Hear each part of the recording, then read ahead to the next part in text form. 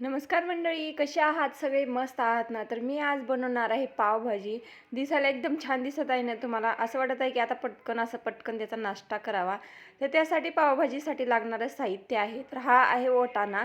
तर हा वाटाणा काही फ्रोझन वाटाणा वगैरे काही नाही आहे. तर जो आपला आता सीझन सुरू झालेला आहे ना, तो वाटाणा ना आता नाही म्हटलं ना तर पण महिना झालं ना, हा वाटाणा मी स्टोअर करून ठेवलेला होता आपल्या फ्रीझरमध्ये. तर वाटाणा घेतलेला आहे, शिमला मिर्च घेतलेली आहे, फ्लावर घेतलेला आहे, कांदा, टमॅटो, बटाटा, आपले जे पावभाजीला साहित्य लागतं ते. तर ते मग सगळ्या भाज्यांना कट करून घेतल्या आणि आपल्या कुकरमध्ये आपल्याला कुकरमध्ये शिजवून घ्यायचं आहे आणि पाण्यानं स्वच्छ धुवून घेतलं एकदा. आणि नंतर मग आता त्यामध्ये आपण पाणी टाकून घेऊया. आपल्याला जेवढं पाणी म्हणजे शिजण्यापुरतं पाहिजे तेवढं पाणी आपल्याला टाकून घ्यायचं आहे. नंतर चवीपुरतं उगं थोडंसं मीठ टाकायचं, जास्त मीठ टाकायचं नाही आहे. कारण कसं होतं ना, आपण आत्ता मीठ जर टाकलं आणि नंतर भाजीमध्ये मीठ कसं होतं ना, लक्षात राहत नाही. त्याच्यामुळे थोडंसं मीठ टाकायचं. कारण कसं ना, भाजीला एकदम छान चव येते त्याच्यामुळे. आता आपण कुकरच्या शिट्या करून घेऊया. 3 आपल्या ज्या भाज्या आहेत ना, त्या पटकन शिजून जातात. 3 ऐवजी आपण 2 जरी शिट्ट्या करून घेतल्या ना, तर पटकन आपल्या भाज्या कुकरला शिजतात. तर आता इकडं कुकर लावून घेतले, तोपर्यंत आपण इकडं कांदा, टोमॅटो कट करून घेऊया. तर एक टोमॅटो घेतलेला आहे आणि 2 आपले एकदम लहान साईजचे 3 कांदे मी कट करून घेतलेले आहेत. कोथिंबीर आणि लसूण, अद्रक. तर आता इथं भाज्या व्यवस्थित शिजल्या आहेत. हे बघा एकदम छान आणि एकदम असं नाही का हाताने जरी प्रेस केलं तर एकदम भाज्या छान शिजल्या आहेत. काय होतं ना, भाज्या छान शिजायलाच पाहिजे एकदम गाळ अशा, तेव्हा कुठं पावभाजी आपली ना घट्टसर अशी होती. आता भाज्या काढून घेतली मी कुकरच्या बाहेर थंड होण्यासाठी. आता इकडं कढई ठेवली आहे, त्यामध्ये टाकलं आहे तेल. तर कोणी बटर टाकतं, पण मी तेलातच करते. हे आहे तो सुहाना पावभाजी मसाला आहे. तो 2 पॅकेट घेतलेले आहेत मी पावभाजीचे मसाल्याचे. तर इथं मोहरी टाकलेली आहे, जिरं टाकलेलं आहे, लसूण अद्रक टाकलेलं आहे आणि मस्त आता लसूणाला आपण भाजून घेऊया. नंतर लसूण भाजल्यानंतर त्यामध्ये टाकायचा आहे कांदा, बारीक कट करून घेतलेला कांदा टाकून घ्यायचा आहे. कोणी काय काय करतं माहिती आहे का? तर ग्रेव्ही म्हणजे पेस्ट करतं कांदा टमॅटोचे. तसं न करताना पावभाजीला असा कांदा आणि टमॅटो कट करून टाकलेलं छान चव येते. तर बारीक कट करायचं, एकदम मोठा कट करायचा नाही कांदा टमॅटो. तर आता इथं कांदा आपला ना एकदम लालसर असा भाजू देऊया आणि आता एक साईडला इकडं भाज्या थंड झालेल्या आहेत.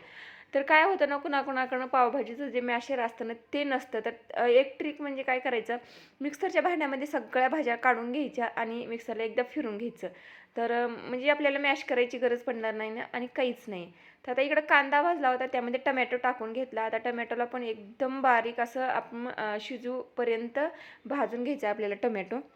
आणि मिक्सरच्या भांड्यामध्ये बघितलं ना, भाज्या एकदम गाळ अशा झालेल्या होत्या. तर आपल्याला मॅश करायची ती मेहनत एक वाचली म्हणायचं. आता ह्यामध्ये टाकून घेऊया मसाले. तर मसाल्यामध्ये टाकलेला आहे हळद, पावभाजी मसाला,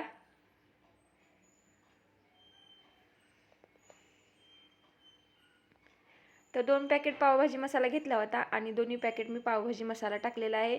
थोडंसं गरम मसाला टाकायचा, थोडंसं लाल तिखट टाकायचं आपलं जे घरात असतं ते, किंवा नाही टाकलं तरी चालतं गरम मसाला. कारण पावभाजी मसाला असल्यामुळं गरम मसाल्याची काही जरूरत नाही आहे. आणि थोडंसं लाल तिखट टाकलं आहे 1 चमचा गरम मसाला टाकलेला आहे आणि पावभाजी मसाला, हळद, फक्त एवढेच मसाले टाकले आहेत. नंतर आता एकत्रित करून घेऊया आपण सगळे हे. आणि जे भाजी आहेत ना, ते मिक्सरच्या भांड्यामध्ये पेस्ट करून घेतली होती. आता ते भाज्या आपण कढईमध्ये टाकून घेऊया, तडका देऊया आपण भाजीला. तर ते सगळं एकत्रित करून झाल्यानंतर हे बघा कलर एकदम किती छान आलेला आहे. आता सगळं ना आपण मसाला एकत्रित करून घ्या भाज्यांमध्ये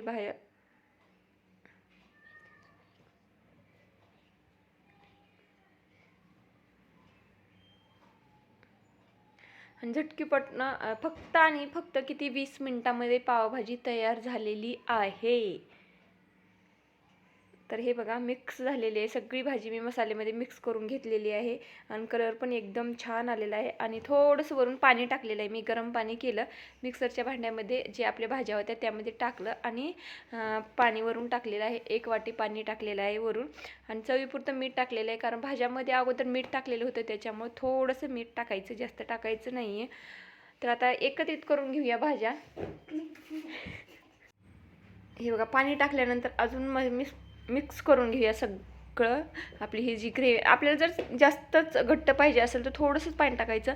जर थोडंसं मीडियम साईजचं पातळ जर पाहिजे असेल तर अजून थोडं पाणी टाकू शकतो. आता वरून टाकलेले मस्त अशी ही हिरवीगार कोथिंबीर टाकली. तर अशा प्रकारे ना आजची आपली ही पावभाजी तयार झाली आहे. तुम्हाला आवडत असेल, मला तर पावभाजी खूप आवडते खायला. तर तुम्हाला आवडत असेल तर कमेंट बॉक्समध्ये नक्की सांगा कुणाला पावभाजी आवडती. आणि व्हिडिओ आवडला असेल तर नक्कीच लाईक करा. आणि चॅनलवर आलाच आहात तर प्लीज सबस्क्राईब करायला विसरू नका. तर पावभाजीचा आता आम्ही आनंद घेतो. तुम्ही पण नक्कीच ट्राय करा पावभाजी आणि त्याचा आनंद घ्या तुम्ही. तर thank you for watching. Bye bye सगळ्यांना. Take care.